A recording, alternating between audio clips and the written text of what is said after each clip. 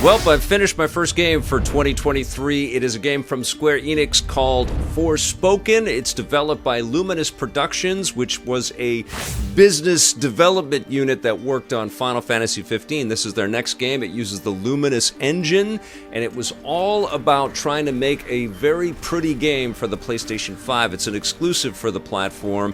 And there was a lot of hype around this game because it's brand new IP, but I gotta tell you, this game is a total slog. Not a total slog. I've got some positive things to say, but I really did not like the beginning of this game, and I was very disappointed by the ending of this game. So there's some interesting stuff in the middle, and I'll get to that in a second, but I think a big chunk of why I didn't like this game is it lands squarely on the character of Frey Holland, who's played by Ella Balinska, and I just didn't like her. She's incredibly caustic and abrasive. She's got a lot of tough things going on in her life. She just can't make a go of it in New York City, which is where the game starts off. She's in trouble with the law. She's got this potential, but she just isn't hitting the marks that she should. And then whoosh, we get zoomed right into Athia, which is this fantasy land that we spend the majority of the game in, and we find out Frey has these magical powers. She pairs up with this thing called the cuff, which wraps around her wrist and is a protective device and has magical abilities and can speak with Frey. And so we get this bickering that happens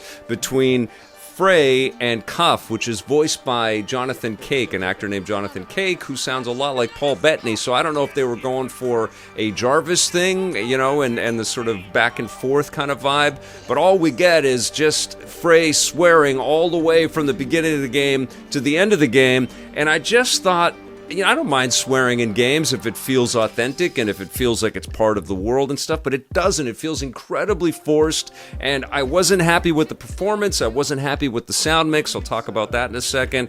And I didn't feel like it was necessary at all. And when you think about it, Forspoken is an M-rated game, and I think the only reason why it's M-rated is because of Frey's swearing all the way through it, and it just sounds so stupid and crappy, and it's just like this constant bickering, and she's not happy with any situation that she's in. She's swearing at everybody that she meets at Athia, all the bad guys, all the good guys. It's just like, shut up, man. You are just a terrible person. And she was just bugging the hell out of me. Obviously, there's an arc here, and she finds her power and stuff like that.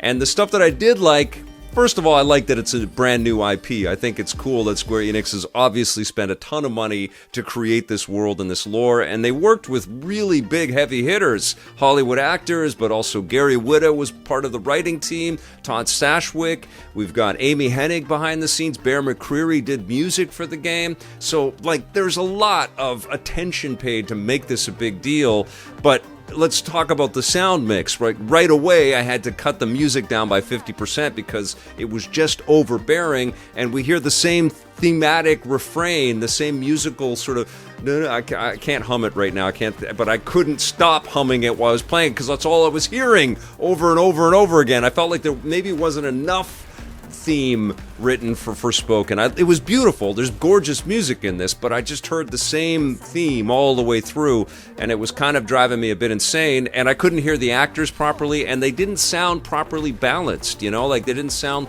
like they were coming from the right speaker. I also felt like the camera control was a little bit weird, and I couldn't get comfortable when I first started the game because it's truly an action experience, and it's really about being able to fire off these magical projectiles and stuff, and you don't start the game that way. You're kind of just walking through and getting some character beat stuff and getting to know Athia at the beginning of the thing, and it's slow, and there's these big chonky pauses in between, you know, exposition and character dialogue where your character is talking to its wrist, and it's just boring, and you can't move the character at all, so it just, you're stuck. Well, this place is fun. I imagine it was once. Happy, smiling faces on every corner. No, I can picture it now. Damn. Everything just looks broken. And then you get control, and then you're not in combat. but the camera is positioned so like you're in combat, but you're not. So you're walking through a town or whatever, and the camera's in this weird thing. So I had to actually check out a bunch of third-person action games to see if I was crazy. And of course I looked at the Naughty Dog stuff, and what they've got is a much more fluid camera that's following the character differently. And so it was a bit nitpicky because obviously you get attuned to it, but it felt weird. Everything felt weird at the beginning of this game. And then you do get these magic powers. You take on these queen-like characters, which are the bad guys of the game, called Tantas, and you consume their powers. And they're all elemental, so you get fire powers and water powers, electrical powers. You know the deal, and you start off with earth power, so you're hurling rocks and things like that. And then there's a pretty interesting tech tree around all of that, where you can augment and choose and on the fly select different abilities based on these elemental powers, and you can of course power them up and buff them up, and there's all kinds of resources to collect and craft.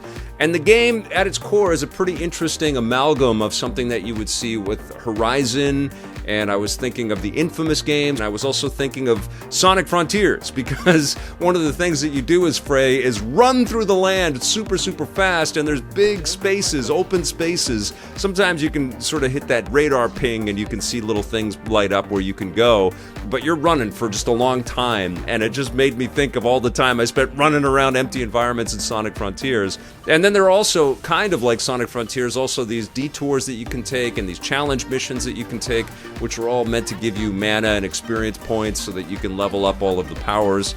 And all of that was fine, except for the fact that I was really also disappointed by the creature and the character designs. I just found them to be unimaginative and definitely not at the caliber that we expect out of a Square Enix title, a first-party Square Enix title developed in Japan. We've just seen so many cool creatures, and these all feel incredibly generic.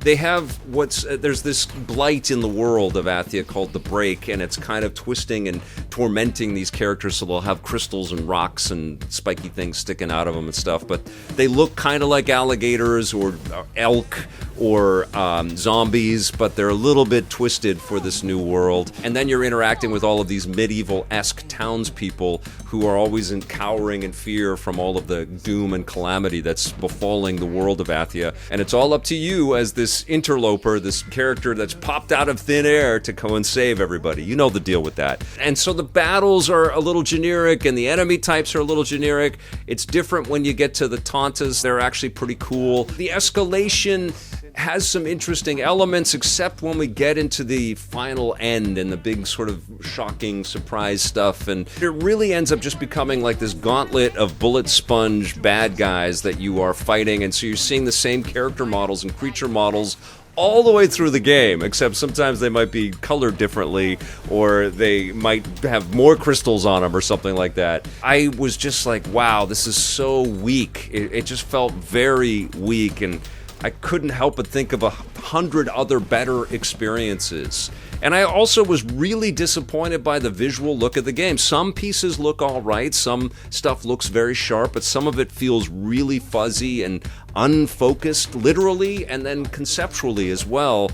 And there's also a lot of fog and a lot of kind of weird saturation with colors and stuff, so you'll have like a green area, and then you have a blue area, and then you'll run into like white of like the fog or the clouds or whatever. You just don't ever get that sense of grandeur, like you're looking over from the top of a mountain like you do in Horizon or tons of other awesome open world games at this point. It felt in big chunks like I was playing a PS3 or Xbox 360 game, and that's kind of shocking in 2023, and it's shocking from a company that's also making Final Fantasy 16 and just blew our minds with Final Fantasy 7 Remake, and we've got the sequel to that coming too.